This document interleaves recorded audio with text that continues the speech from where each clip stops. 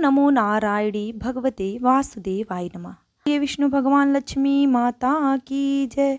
आज की इस वीडियो में आप बृहस्पतिवार व्रत की कथा का रसपान करेंगी। कथा पूरी जरूर सुनिएगा, जितना हो सके इस कथा को आप शेयर भी कीजिएगा। कथा सुनने से हमारे सभी दुख दूर होते हैं और भगवान विष्णु माता लक्ष्मी हमारी सारी मनोकामनाओं को पूरा करते हैं। चलिए शुरू करते हैं कथा। उसके पहले छोटी सी रिक्वेस्ट है, चैनल पे नए हैं तो तुरंत सब्सक्राइब करें। भारतवर्ष में एक प्रतापी और दानी राजा राज्य करता था। वह नित्य गरीबों और ब्राह्मणों की सहायता करता था। यह बात उसकी रानी को अच्छी नहीं लगती थी।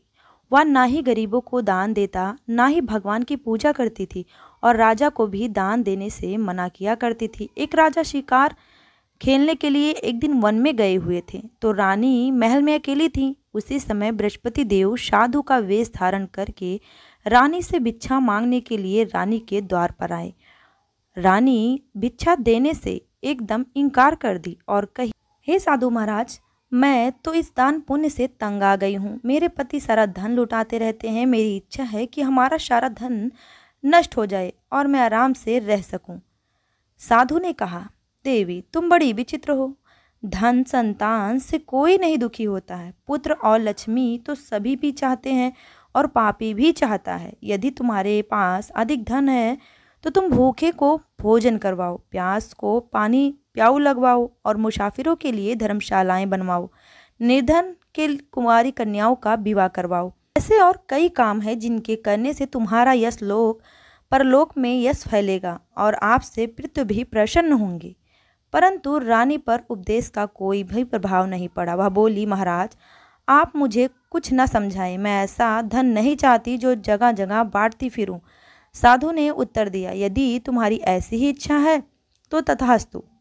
तुम ऐसा करना कि बृहस्पतिवार को घर लीपकर पीली मिट्टी से अपना सिर धोकर स्नान करना, मिट्टी चढ़ाकर कपड़े धोना। ऐसा करने से आपका सारा धन नष्ट हो जाएगा। इतना कहकर वह साधु महाराज वहाँ से आलोप हो गए। साधु के अनुसार कई बातों को पूरा करते हुए रानी को केवल 3 बृहस्पतिवार ही बीते थे कि उनकी समस्त धन संपत्ति नष्ट हो गई। भोजन के लिए राजा का परिवार तरसने लगा। तब एक दिन राजा ने रानी से कहा, हे रानी तुम यहीं रहो, मैं दूसरे देश जाता हूँ, क्योंकि यहाँ पर मुझे सब पहचानते हैं, कोई काम मैं नहीं कर सकता। ऐसा कहकर राजा प्रदेश चला गया। वहाँ पर जंगल से लकड़ी काट कर लाता और शहर में बेचता। इस तरह अपना जीवन व्यतीत करने लगा। इधर राजा के प्रदेश चले जाने से रानी और दासी बहुत ही दुखी रहने लगी। एक बार जब रानी और दासी को 7 दिन बिना भोजन के ही रहना पड़ा, तो रानी ने अपनी दासी से कहा, हे दासी, पास ही के नगर में मेरी बहन रहती है, वह बड़ी ही धनवान है, तो उसके पास जा और कुछ ले आ, ताकि थोड़ी बहुत गुजारा हो सके। दासी रानी की बहन के पास गई। उस दिन गुरुवार था और रानी की बहन उस समय बृहस्पतिवार व्रत का कथा सुन रही थी। दासी ने रानी की बहन को अपनी रानी का संदेश दिया, लेकिन रानी की बड़ी बहन ने कोई उत्तर नहीं दिया। जब दासी को रानी की बहन से कोई उत्तर नहीं मिला तो वह बड़ी ही दुखी हुई और उसे क्रोध भी आया। दासी ने वापस आकर रानी को सारी बात बताई। सुनकर रानी ने अपने भाग्य को कोसा। उधर रानी की बहन ने सोचा कि मेरी बहन की दासी आई थी, परंतु मैंने कुछ बोला ही नहीं उससे, इससे वह बहुत ही ज़्यादा दुखी हुई होगी। कथा सुनकर और पूजा समाप्त करके वह अपनी बहन के घर आई और कहने लगी, हे बहन, मैं बृहस्पतिवार का व्रत कर रही थी, तुम्हारी दासी मेरे घर आई थी, परंतु जब तक कथा होती है तब तक ना तो मैं उठती हूँ और ना ही बोलती हूँ, इसलिए मैं नहीं बोली। कहो दासी, क्यों गई थी, क्या काम था? रानी बोली, बहन तुमसे क्या छिपाऊं, तुम तो सब कुछ जानती हो, हमारे घर में खाने तक का अनाज नहीं था। ऐसा कहते कहते रानी की आंखें भर आईं। उसने दासी समेत पिछले 7 दिनों से भूखे रहने की बात अपनी बहन को बताई। रानी की बहन बोली, देखो बहन, भगवान बृहस्पति देव सबकी मनोकामना पूर्ण करते हैं। देखो शायद तुम्हारे घर में ही अनाज रखा हो। पहले तो रानी को विश्वास नहीं हुआ, पर बहन के आग्रह करने पर अपने दासी को अंदर भेजी तो उसे सचमुच एक अनाज से भरा हुआ घड़ा मिला। यह देखकर दासी को बड़ी ही हैरानी हुई थी, क्योंकि उसने एक एक घड़ा देखा हुआ था, अनाज किसी में नहीं था। दासी रानी से कहने लगी, हे रानी, जब हमको भोजन नहीं मिलता तो हम व्रत ही करते हैं, इसलिए क्यों ना इनसे व्रत और कथा की विधि पूछ ली जाए, ताकि हम भी व्रत कर सकें। तब रानी ने अपनी बहन से बृहस्पतिवार व्रत के बारे में पूछा। उनकी बहन ने बताया, बृहस्पतिवार के दिन व्रत में चने की दाल और मुनक्का से भगवान विष्णु का केले के जड़ में पूजन करें तथा दीपक जलाएं। व्रत कथा सुनें और पीला भोजन करें, इससे बृहस्पति देव प्रसन्न होते हैं। व्रत और पूजन विधि बताकर रानी की बहन अपने घर लौट गई। 7 दिनों के बाद जब गुरुवार आया तो रानी और दासी ने व्रत रखा। गुड़साल में जाकर चना और गुड़ लेकर आई, फिर उससे केले की जड़ में भगवान विष्णु का पूजा किया। अब पीला भोजन कहाँ से आए? यह बात को लेकर दोनों बड़ी ही दुखी थीं, लेकिन उन्होंने व्रत रखा था, इसलिए बृहस्पति देव महाराज बहुत ही ज़्यादा प्रसन्न थे। एक साधु के वेश धारण किए हुए 2 थालों में विष्णु भगवान के वेश में साधु महाराज 2 सुंदर पीला थालों में भोजन लेके आए और फिर दासी को देकर बोले कि तुम और दासी भोजन कर लो। इसके बाद वह सभी गुरुवार को व्रत और पूजन करने लगी। भोजन पाकर दासी और रानी बहुत प्रसन्न हुई और साथ में भोजन ग्रहण की। इसके बाद वे सभी गुरुवार को व्रत और पूजा करने लगी। बृहस्पति भगवान की कृपा से उनके पास पहले की तरह धन संपत्ति आ गई, परंतु रानी फिर पहले की तरह आलस्य करने लगी। तब दासी बोली, देखो रानी, तुम पहले भी इसी प्रकार आलस्य करती थी, तुम्हें धन के रहने से कष्ट होता था, इस कारण सभी धन नष्ट हो गए थे। जब भगवान बृहस्पति देव की कृपा से धन मिला है तो तुम्हें फिर से आलस्य क्यों आती है? रानी को समझाते हुए दासी कहने लगी कि बड़ी मुसीबतों के बाद हमने यह धन पाया है, इसलिए हमें दान पुण्य करना चाहिए। भूखे मनुष्य को भोजन करवाओ, धन को शुभ कार्यों में खर्च करो, जिससे तुम्हारे कुल का यश बढ़े, स्वर्ग की प्राप्ति हो और पृथ्वी प्रसन्न हो। दासी की बात मानकर रानी अपनी धन शुभ कार्यों में खर्च करना शुरू कर दी, जिससे पूरे नगर में उसका यश फैलने लगा। एक दिन रानी और दासी आपस में विचार करने लगी कि न जाने राजा किस दशा में होंगे, उनकी कोई खोज खबर नहीं है।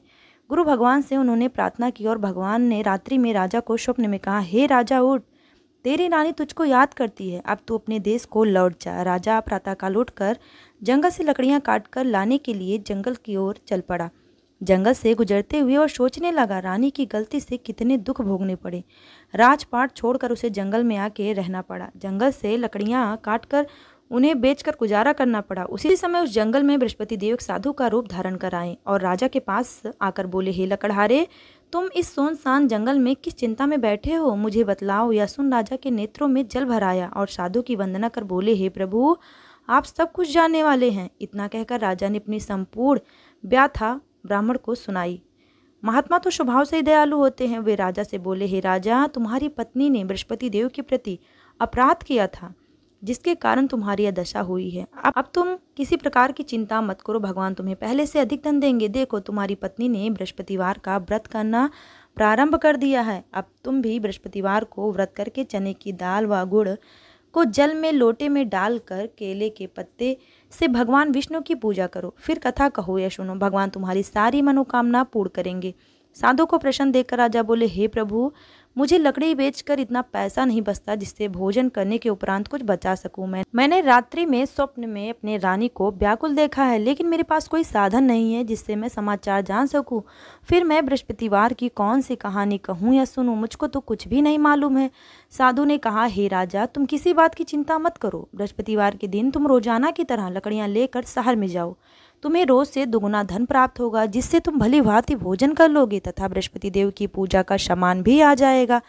और बृहस्पति देव की कथा इस प्रकार है। प्राचीन काल में एक बहुत ही निर्धन ब्राह्मण था। इसके कोई संतान नहीं थी। वह नित्य पूजा पाठ करता था, परंतु उसकी स्त्री बहुत मलिनता के साथ रहती थी। न स्नान करती, न पूजा करती थी और न ही किसी भी देवी देवता में रुचि रखती थी। प्रातःकाल उठते ही सर्वप्रथम भोजन करती थी, उसके बाद ही कोई अन्य कार्य करती थी। ब्राह्मण देवता बहुत अपनी पत्नी को समझाते, लेकिन उसके समझाने का कोई परिणाम नहीं निकलता था। भगवान के अनुकंपा से एक समय ब्राह्मण की पत्नी गर्भवती हुई और 10वें महीने एक सुंदर सी कन्या को जन्म दिया। निर्धन ब्राह्मण कन्या के जन्म से बहुत दुखी हुआ। धीरे धीरे ब्राह्मण की कन्या बड़ी होने लगी। बचपन से ही उस कन्या की रुचि भगवान विष्णु की पूजा में थी। वह प्रातः उठते ही स्नान आदि करके भगवान विष्णु की पूजा करने मंदिर में जाती थी। बृहस्पतिवार को व्रत करके विधिवत पूजा पाठ करती। पूजा पाठ के बाद वह अपने पाठशाला के लिए जाती। घर से चलते हुए एक मुट्ठी भर जौ साथ लेकर जाती और पाठशाला के रास्ते पे थोड़े थोड़े जौ गिराती जाती थी। जब वह पाठशाला से घर लौटती तो जौ के दाने उसे सोने में बदले हुए मिलते थे। लड़की सभी सोने के दाने बीन लाती थी। एक दिन जब वह सोने के दाने को साफ कर रही थी, तभी उसकी माँ ने कहा, बेटी, सोने के दाने साफ करने के लिए सोने का सूप भी होना चाहिए। अगले दिन बृहस्पतिवार था। उसने भगवान विष्णु से प्रार्थना की, हे भगवान, यदि मैंने आपका व्रत विधिवत किया हो तो मुझे सोने का सूप दे दो। भगवान बृहस्पति देव ने उसकी मनोकामना पूरी करने का वचन दिया। पाठशाला से लौटते समय उसे रास्ते में सोने का सूप पड़ा हुआ मिला।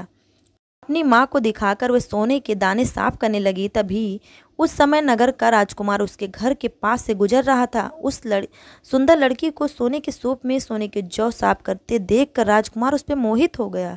महल में लौटकर राजकुमार ने राजा से उस लड़की से विवाह करने की इच्छा प्रकट की। तब राजा ने ब्राह्मण को महल में बुलाकर राजकुमार से अपनी लड़की के विवाह की बात कही।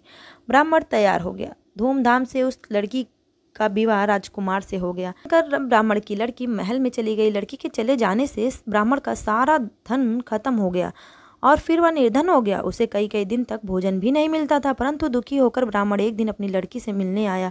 उसने अपने पिता को बहुत दुखी देखा और बहुत सारा धन देकर पिता को विदा किया। उस धन से ब्राह्मण के कुछ दिन तो बहुत अच्छे से गुजर गए, लेकिन जल्दी ही फिर भूखों मरने की हालत हो गई।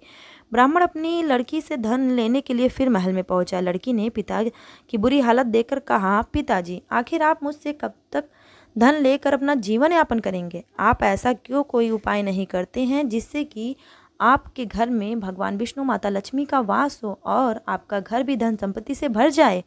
ब्राह्मण ने कहा, मैंने तेरी माँ को बहुत समझाया पर उसकी समझ में कुछ नहीं आता। उसका फूहड़पन नष्ट हो तो घर की निर्धनता भी दूर हो जाए।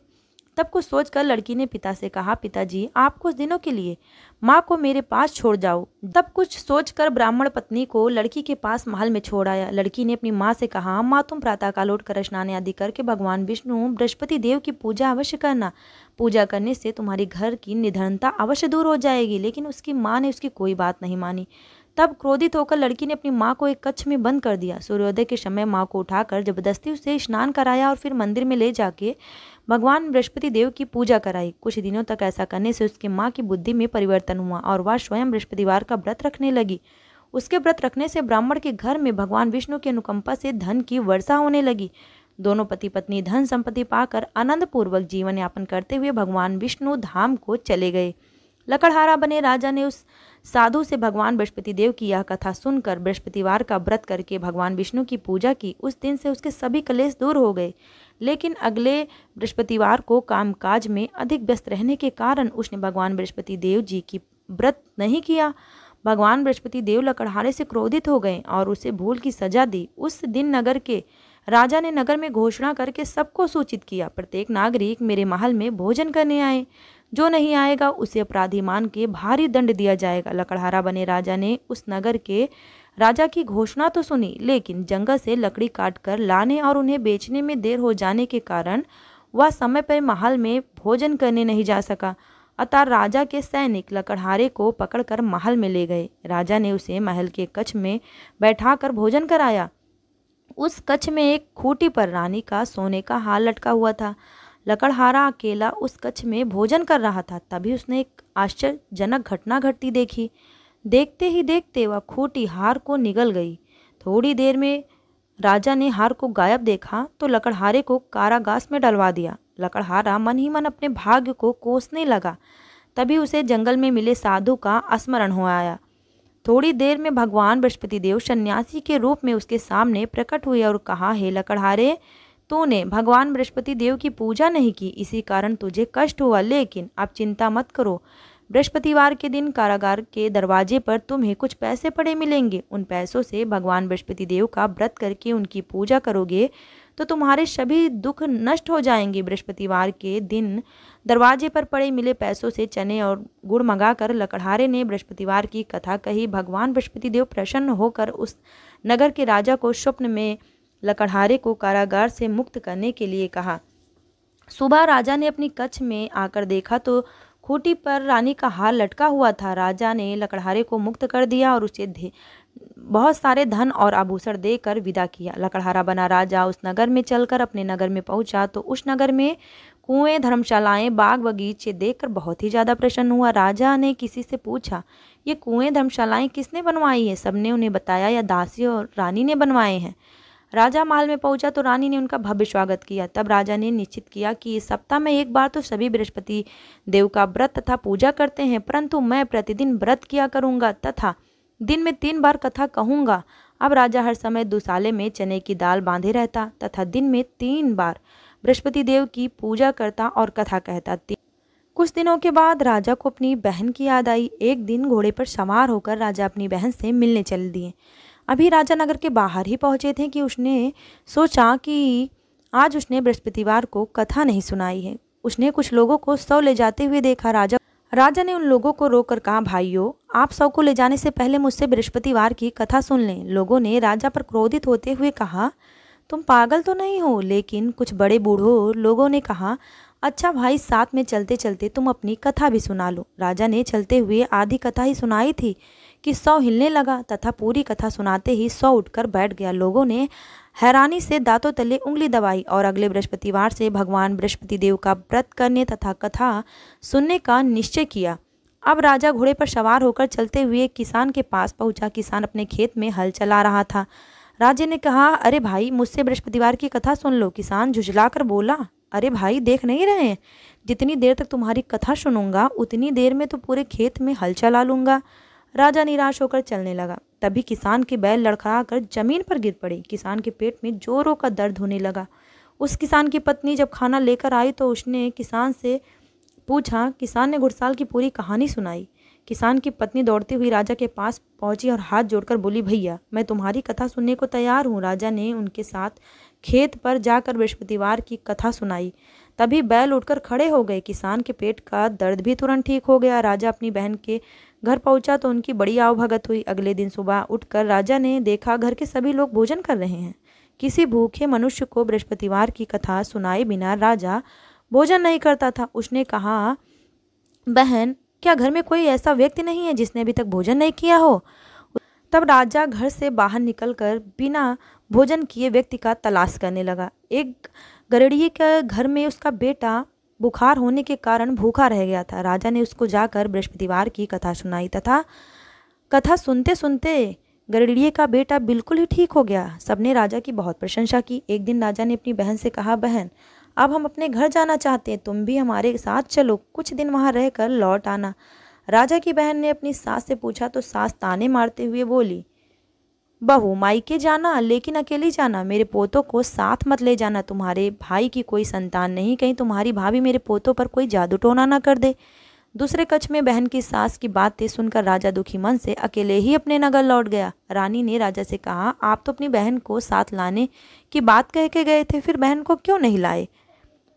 तब राजा ने दुखी होते हुए कहा, रानी, हम निसंतान हैं, इसलिए कोई हमारे घर आना नहीं पसंद करता। रानी ने राजा को समझाया, हे प्राणनाथ, हमें बृहस्पति देव ने सब कुछ दिया है और अब भगवान बृहस्पति देव हमें संतान भी अवश्य देंगे।